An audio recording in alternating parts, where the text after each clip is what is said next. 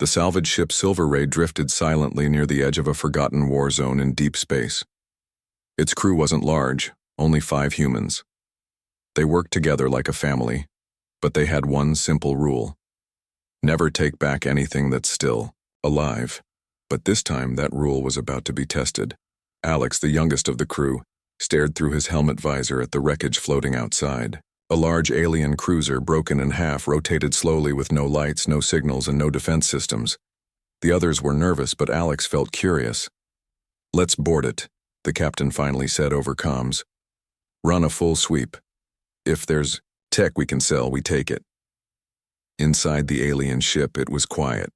Too quiet. The air smelled like metal and dust. Their boots clanked softly as they moved through dim corridors lit only by the glow of their helmets. Most of the rooms were empty, burned, or crushed. It looked like the ship had been attacked, or something worse. But then they found the pod.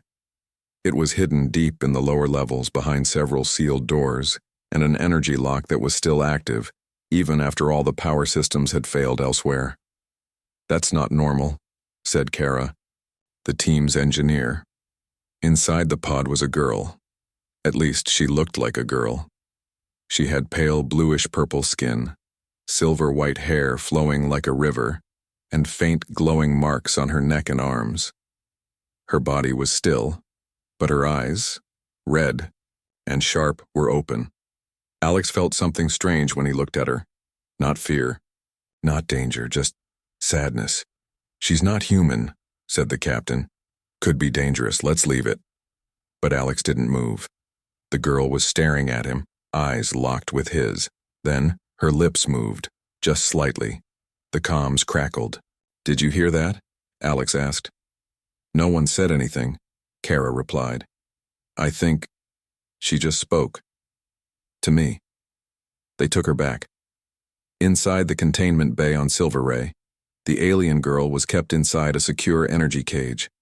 Her arms were bound with light restraints, not because she was fighting, but because the crew didn't know what she could do. She hadn't said a word since the moment she whispered to Alex, if that even happened.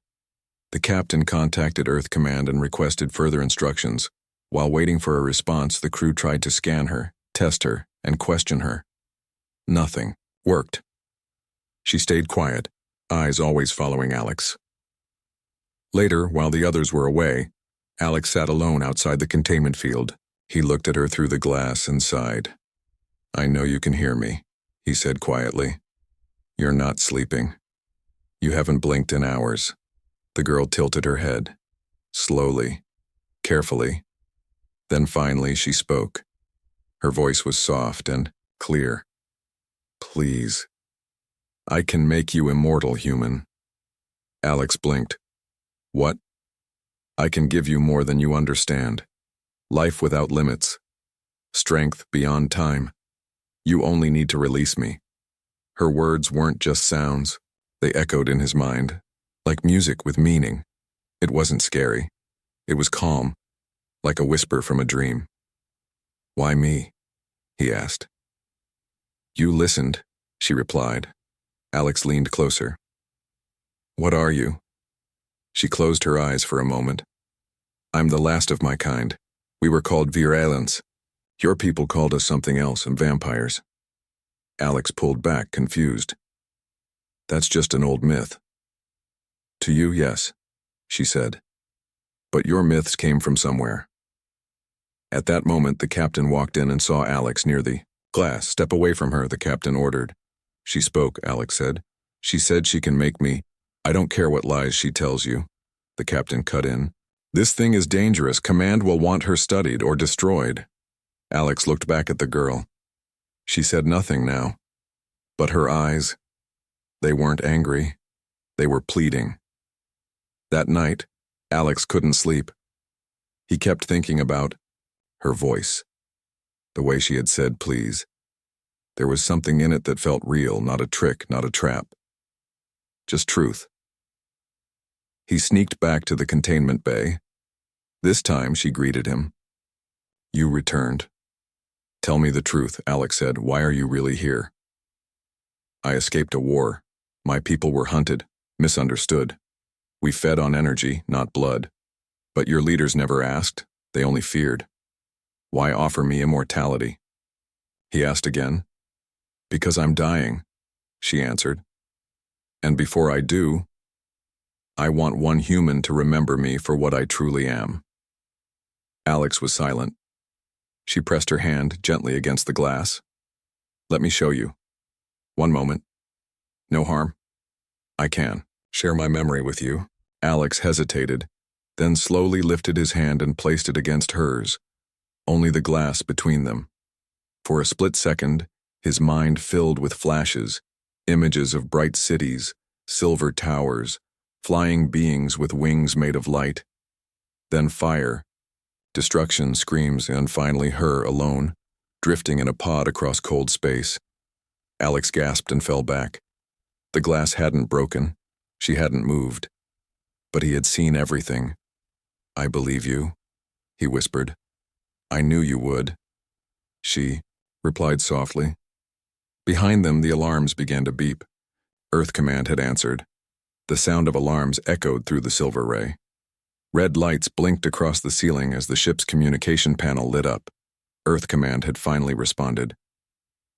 Captain Merrick stood straight in the control room, listening to the message on repeat. Secure the alien. Do not attempt further contact. Await pickup. Do not trust her. The message was cold, clear, final. She's not just some alien, Alex argued, standing beside him. She showed me her memories. Her people were peaceful. We made a mistake. Marek narrowed his eyes. You let her in your head, didn't you?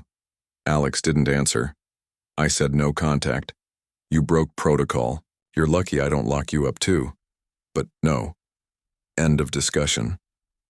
Back in the containment bay, the alien girl sat quietly, watching through the glass. Her silver-white hair draped over her shoulders like silk. Her eyes no longer glowed. They were dim now, tired. She knew what the message meant. Alex returned to the bay a few hours later. He waited until the others were busy preparing for the incoming Earth ship. His hands trembled as he approached the glass. They're sending people to take you, he whispered. The girl nodded. I know. I tried to speak for you. I'm grateful, she said gently, but they will not listen. They never have. Alex sat down outside the cell. What are they so afraid of? The girl looked up at him. The truth. She paused, then said, I promised you an answer. I will give it to you. He leaned in. My name is Lyra. I'm Virilan. My kind evolved on a cold world filled with shadows and silence. We fed on energy, not blood, not in the way your people think. We could absorb energy from stars, from living creatures, even from emotions like hope or love. But we gave back what we took. Balance. Alex listened closely. We were known across galaxies as healers, dream weavers, protectors of dying stars, but some species feared our ability to bond with others. We could share memories, feelings, even time itself. Alex's eyes widened. That's what you did to me. She nodded. I showed you a small piece of my soul. He stayed quiet for a moment. Then he asked, And the immortality you spoke of, is it real? Yes, she said softly. But it is not what you think. Then what is it? It is not endless youth or never dying. It is the ability to carry another's essence inside you, to never be alone, to be stronger together. You would live as long as I do, until we decide to fade together. Alex felt something deep in his chest. Not fear, not even confusion, just wonder. But why me? Lyra gave a small, sad smile. Because you were kind, you listened, you felt. Suddenly the lights flickered. A warning flashed on the screen. Shuttle incoming, Earth Security Command. They're here, Alex said, standing quickly. You must go, Lyra urged. If they see you near me, they will not trust you either. Alex shook his head. I'm not leaving you like this. You don't have a choice, she whispered. Please, just promise me one thing. What? Remember me. Remember what you saw. Speak the truth, even if no one listens. Alex looked into her eyes that held memories of stars, songs, and sorrow. I promise. Before he could say more, the door opened behind him. 2 security officers in black armor stepped in. Step away from the containment field, one of them ordered. Alex obeyed, slowly. His heart pounded. One of the officers scanned Lyra. Life sign stable, unknown species, dangerous energy signature. The other officer tapped a device on his wrist. Command, target secured, preparing for transfer. They began shutting down the field slowly. She hasn't hurt anyone, Alex said, his voice steady. She's not dangerous, the first officer replied without looking at him. She's classified as a Category 4 entity. That means unknown threat level. Doesn't matter what she says. Lyra stayed silent. As they opened the pods, shield, and prepared a portable energy cage, Lyra turned her head and whispered one final thing to Alex. You still have time. My gift, and it's already inside you. The officers took her away without resistance. Alex stood frozen. That night, back in his cabin, Alex couldn't sleep. He stared at his hand, the same hand he had placed against the glass. It felt normal, but inside, something had changed. He could still feel her memories, shining towers, voices in harmony, floating gardens. But now there was more, a pulse, a warmth, a presence, as if she was still with him. He placed his hand over his heart. Lyra. He didn't know how, but he knew she was telling the truth. And he wasn't alone anymore. Alex woke up with a strange feeling in his chest. It wasn't pain, it wasn't fear. It felt like something was alive inside him, something soft, calm, and quiet. He rubbed his hand over his chest and whispered, Lyra. Her name still echoed in his mind, not like a voice, but like a memory that refused to fade. That day, the Earth security team took Lyra off the Silver Ray and transported her to a research station on Lunar Base 4. She was locked in a deep lab under layers of protection. No one was allowed to see her, not even the Silver Ray crew. But Alex couldn't stop thinking about her. He needed answers. Real answers. So while the rest of the crew repaired the ship, Alex took a small risk. He connected to the station's old backup server and searched Earth's classified archives. Most of the files were locked, but a few weren't fully secured. He searched the name, Virilan. The results shocked him. There had been one other Virilan found on Earth 72 years ago. The report said it was discovered during a colony plague crisis on a remote moon station. The being arrived without warning, healed dozens of people in less than a day, and then vanished into a deep sleep. But the Earth authorities at that time believed it was a biothreat, not a helper. Without asking questions, the Virilan was captured and destroyed. The report said it was done to prevent future risks. Alex clenched his fists. No one asked why it saved people. No one tried to understand it. They just feared what they didn't know. He kept reading. The report included a short message, recorded from the alien before it was silenced. We only give what is asked in kindness, but if you close every door, you will never know what gift you refused. The words hit Alex like a bolt of lightning. He sat back, breathing hard. He remembered Lyra saying almost the same thing. We were healers. We gave what we took, balance. This wasn't just about her, it was about all of them, her whole kind, gone because of fear and silence. He couldn't let that happen again. Later that night, Alex stood outside Silver Ray's communication bay. He knew what he was about to do was dangerous, but it felt right. He activated a private channel, one used only during emergency contacts. After a few moments, a voice answered, State your name and reason for contact. This is Alex, crew of the Silver Ray. I need to speak to someone at the Lunar Research Station. It's about the alien girl, codename Lyra. The voice replied quickly, That information is restricted. No, Alex said. I know what she is, and I have something to show. He uploaded the old Virilan report he had found, the forbidden file. There was silence. Then the voice returned. Where did you get this? I found it in the old archives. It proves we made a mistake. We've already destroyed one of them. Don't do it again. The line went dead. The next day, Alex received a message on a hidden channel. Meet me at Dock 3, 1 hour. When he arrived, a woman in dark uniform stood waiting. She wore no name tag. Her face was calm, but her eyes were sharp. I'm Dr. Rane, she said. I'm part of the research team studying the Virelan. And I saw the file you sent.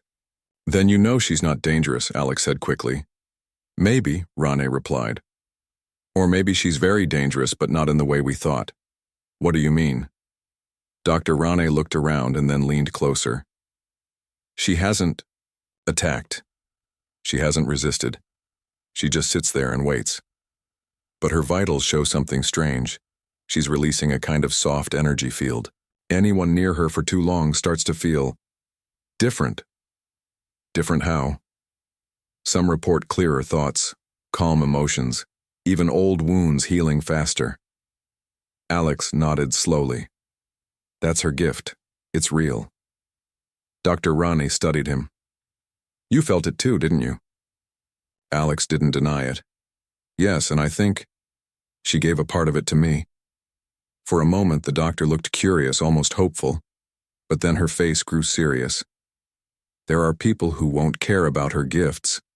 They'll only see what she is, an unknown alien with strange powers, and they'll try to control her, or destroy her. Alex clenched his jaw. Then we have to stop them. I can't do much, Rane said, but I can delay their tests. You have maybe 2 days. After that, they'll move her off-world to a lab no one can reach. Alex knew what that meant. He didn't have time to waste. Back on Silver Ray, Alex packed a small bag. Just the basics.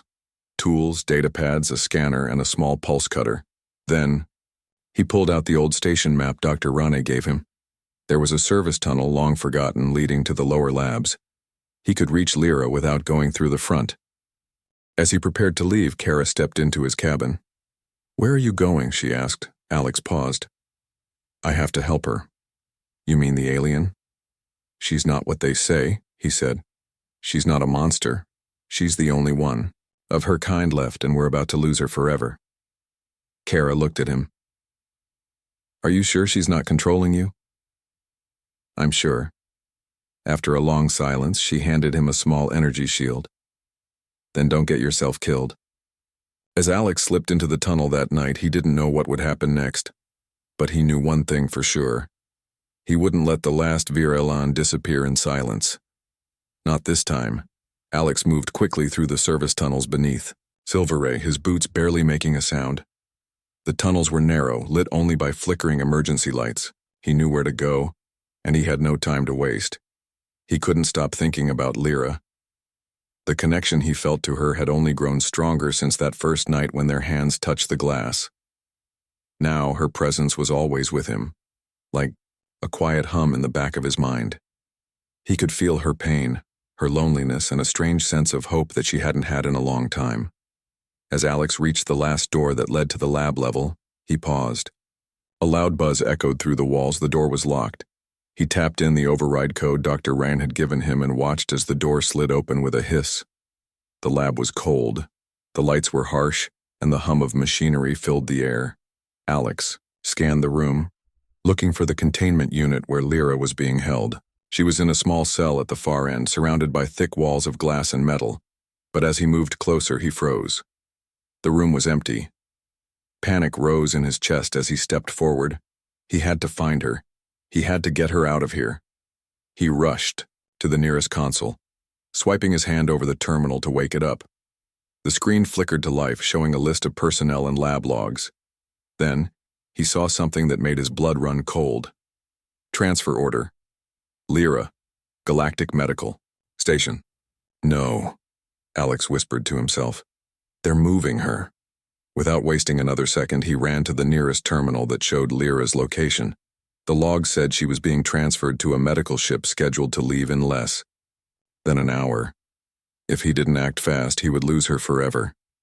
He quickly scanned the room for anything useful and found an old tech crate hidden under a workbench.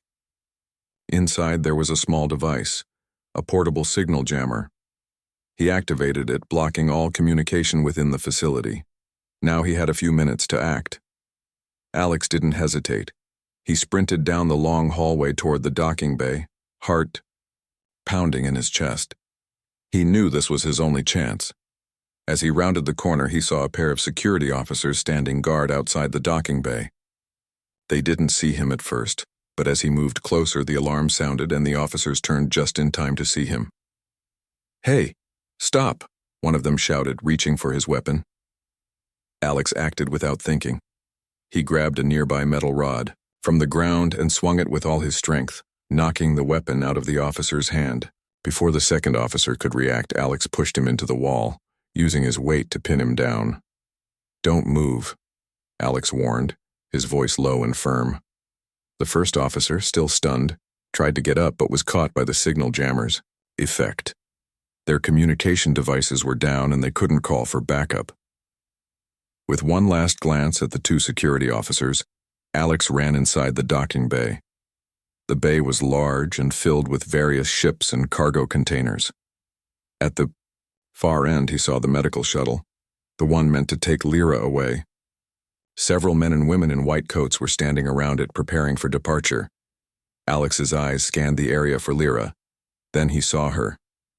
Lyra stood at the base of the shuttle, surrounded by two armed guards. Her hands were restrained, and her eyes were downcast like she had already given up hope. Alex's heart clenched. He couldn't let them take her. Not like this. He quickly ducked behind a large cargo crate and activated the jammer again, scrambling to find a way to reach her before the shuttle left. "Lyra," he whispered urgently, watching her from behind the crate. Her head snapped up, and their eyes locked. In that moment, she seemed to recognize him. A flicker of hope passed through her tired eyes.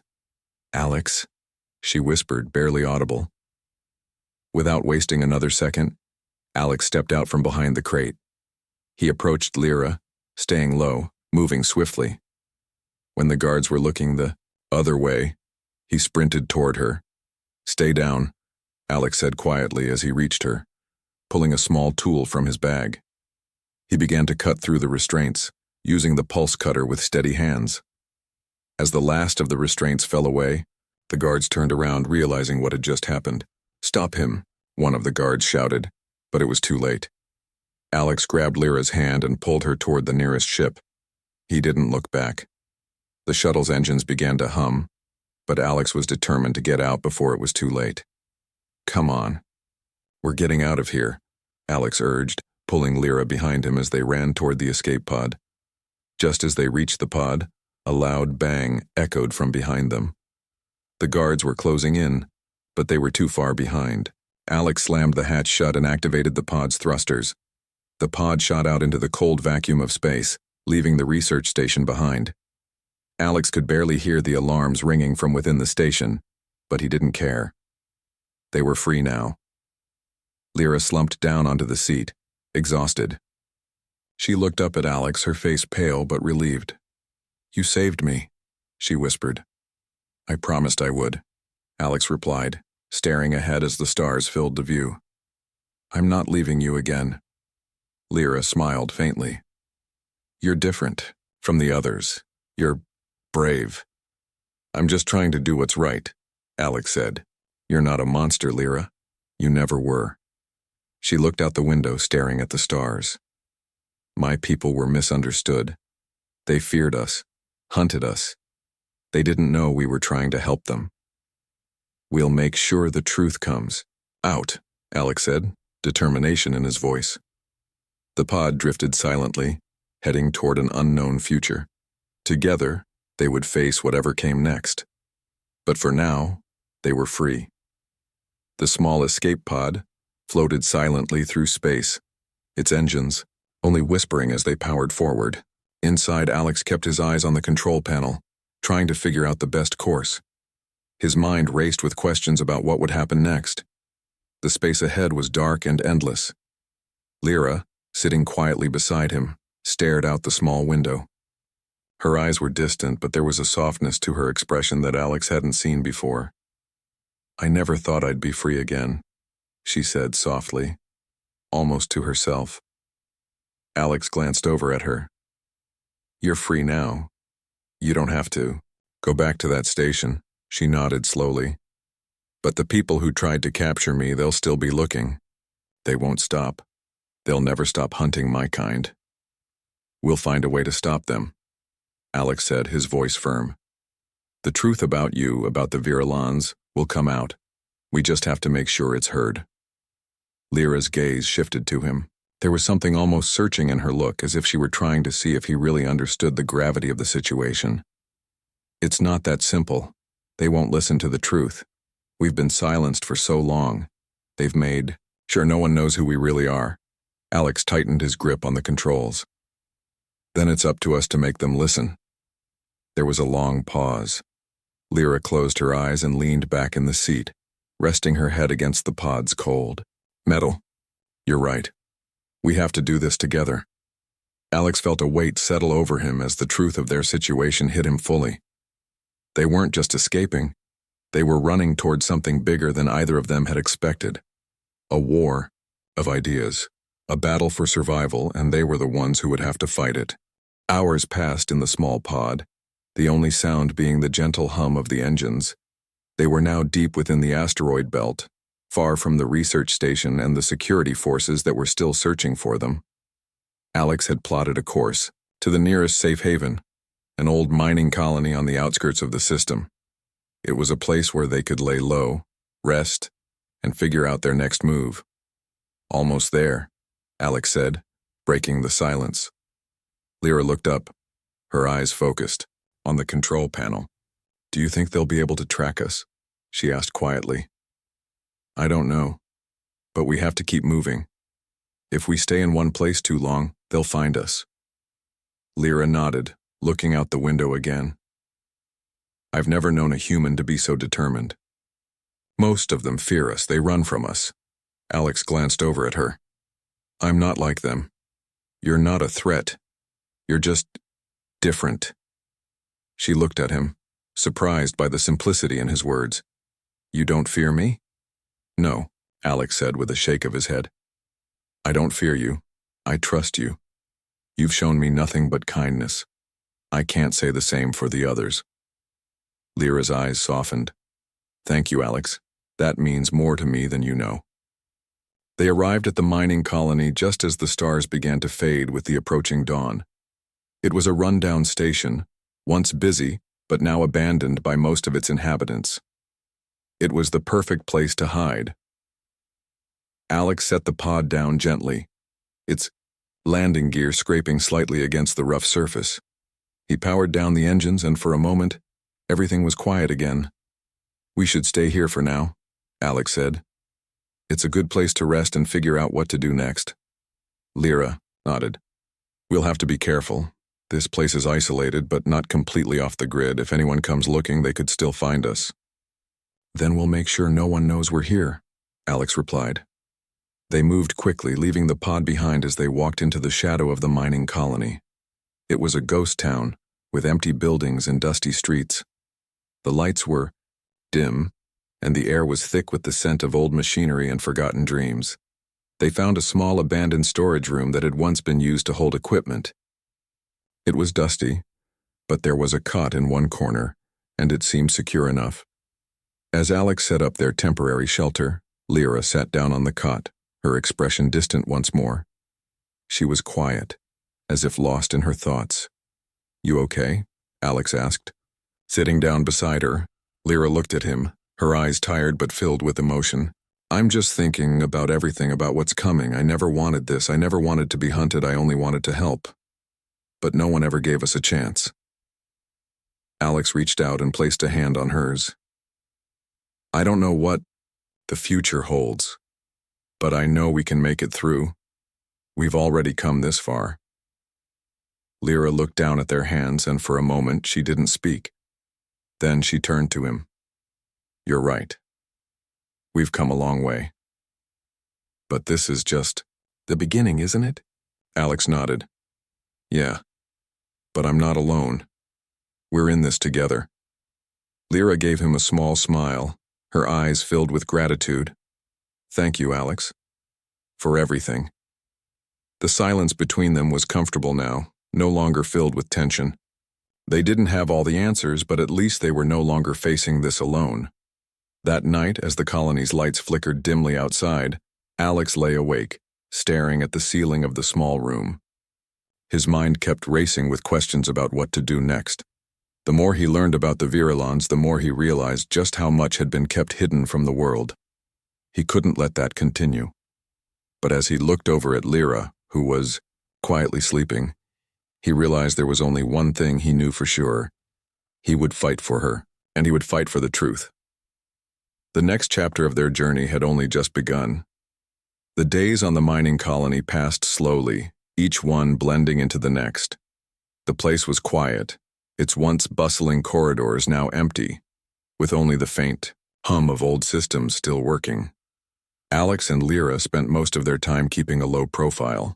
They didn't venture outside often, just enough to gather supplies and stay out of sight. But Alex could feel the pressure building, both inside him and around him. They couldn't stay here forever. Eventually, someone would find them. And if Lyra was right, once they did, it wouldn't just be the two of them at risk. It would be the entire planet. Lyra had been quieter than usual these past few days. Alex noticed it, but he didn't know how to bring it up.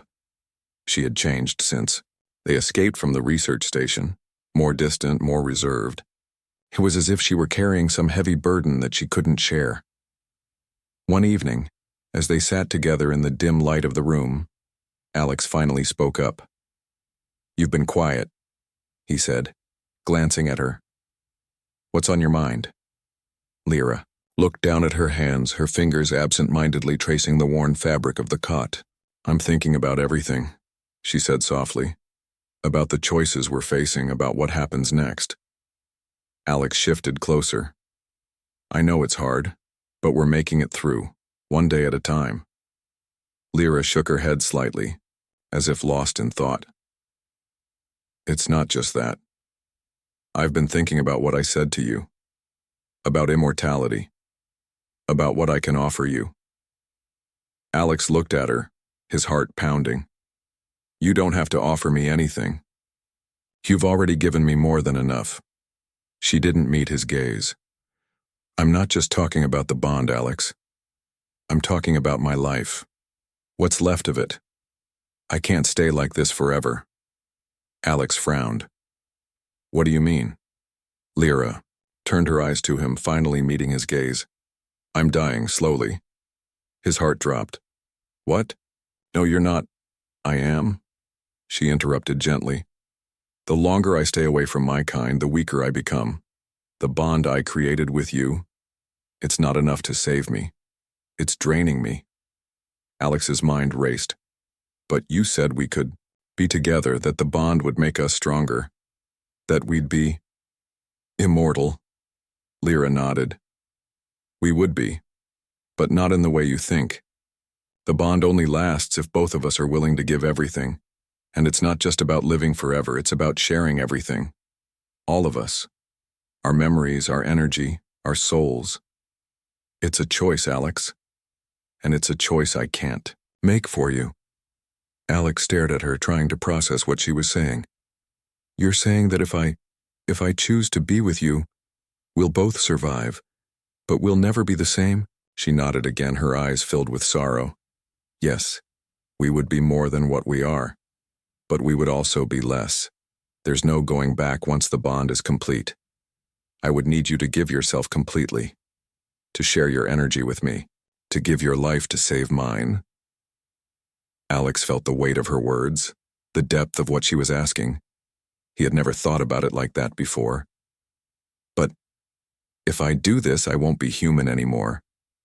I'll be something else." Lyra's gaze softened and she placed her hand gently on his. "You'll still be you, but you'll be different. You'll be more than just human, and I can't promise you what that will look like. But we would have time.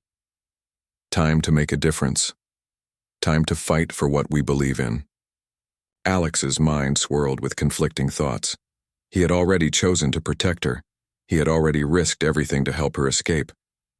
But this was different. This was a choice that would change everything about who he was. "I don't know what to say," he whispered, his voice thick with emotion. "I can't lose you, Lyra. I can't." Lyra smiled sadly, squeezing his hand. "You don't have to decide right now, Alex. You don't have to make the choice until you're ready, but I needed you to know the truth." He sat back, his mind racing. The bond, the immortality. It was all so overwhelming. But one thing was clear. He couldn't let her die. Not after everything they had been through. "Tell me more," he said quietly. "Tell me what it would be like. What it would mean for us." Lyra took a deep breath, her eyes closing for a moment as she gathered her thoughts. "It means everything. We would be able to heal, to protect others, to fight against the forces that want to destroy us. But it would also mean giving up our past, giving up what we knew about ourselves. It's not an easy thing. And once it's done, there's no going back." Alex thought about his life, about Earth, about everything he had ever known. He had never imagined this kind of future, but now, with Lyra beside him, it felt like the only future worth fighting for. "I don't want to lose you," he said, his voice firm. "I can't." Lyra looked at him, her expression softening. "Then maybe it's time for both of us to make a choice." Alex stood up, pacing the room. His thoughts were a whirlwind. He knew he had already made a choice. He had chosen to help her, to protect her. But this was different. This was a choice that would bind them together forever. He looked at her, his heart heavy with the weight of the decision. "I need time," he said finally.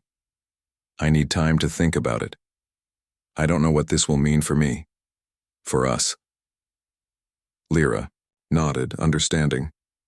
"Take all the time you need, but remember, Alex, we're running out of time. I don't know how much longer I can hold on." Alex walked to the small window and looked out at the endless expanse of space. The stars shimmered in the distance, cold and distant, but for the first time he felt like he was no longer alone. And that scared him. But it also gave him hope. The next few days passed slowly, each one carrying its weight as Alex struggled, with the decision hanging over him. He couldn't stop thinking about Lyra, about what she had said, about the future they could share, or the life he would have to give up to do so. They didn't speak much in those days. Lyra spent time resting, gathering her strength, while Alex tried to clear his mind. He walked through the empty mining colony, watching the stars above, wondering what was waiting for him on the other side of this choice. He was torn. Every part of him screamed to protect her, to save her. But the truth was clear. If he made this choice, he would no longer be the person he was. He would be bound to Lyra, to the Virilan way of life, a life that was not fully human anymore. Still, he couldn't shake the feeling that without her, his life would lose its meaning. He had already started to feel the shift. The connection between them was strong, undeniable. She wasn't just someone he was protecting. She had become a part of him. One evening, he sat beside her, looking at the stars, the silence around them, deep and heavy. It was then that he knew. "I've made my decision," Alex said softly. Lyra turned to him, her eyes filled with both hope and fear. "Alex, you don't have to—" "I've thought about it," he interrupted. "I don't care about the risks anymore. I don't care about what I'll lose. I can't let you go. Not now. Not after everything we've been through." Lyra's eyes glistened. She didn't speak, but the gratitude in her gaze said more than words ever could. She had been afraid that Alex wouldn't choose her, afraid of what it would mean if he did. But now she could see the resolve in his eyes, the strength that had been building between them. "I don't know what this means for me," Alex continued, "but I know that I can't lose you. So, I'm ready. Whatever comes next, I'll face it with you." Lyra took a deep breath. "Are you sure?" Alex nodded. "Yes, I'm sure." Lyra closed her eyes for a moment, as if preparing herself. Then she reached out, her hand gently brushing against his. The touch was soft but filled with purpose. She had never wanted to force him into this, never wanted to take away his humanity. But she knew, as much as he did, that this was their only chance. "I will give you everything I can," she whispered. "But you must understand, this bond will change us, it will change you." Alex didn't hesitate. "I don't care what happens. I'm not afraid. I want to be with you. Whatever it takes." Lyra's eyes softened as she took his hand. She closed her eyes, and for a moment, Alex felt a strange energy building between them. It wasn't physical, but it was real. The world around them seemed to fade, as if the space between them had shrunk to nothing. In that instant, Alex felt something deep inside him stir. It wasn't just a connection. It was a fusion of minds and hearts. A bond that wasn't just about immortality, but about trust, about shared purpose. Lyra's voice filled his mind, not through words, but through feelings. "You've made your choice. You're with me, Alex. And I'm with you. Forever." The energy around them surged, wrapping them in a warm, comforting light. It wasn't bright or overwhelming, but it felt like something new, something powerful. It wasn't just a promise of immortality. It was the promise of something deeper. They were no longer just two separate beings. They were bound together, in a way that neither could undo. Alex closed his eyes, letting the feeling wash over him. It wasn't painful, but it was intense. He could feel her thoughts, her emotions as clearly as his own.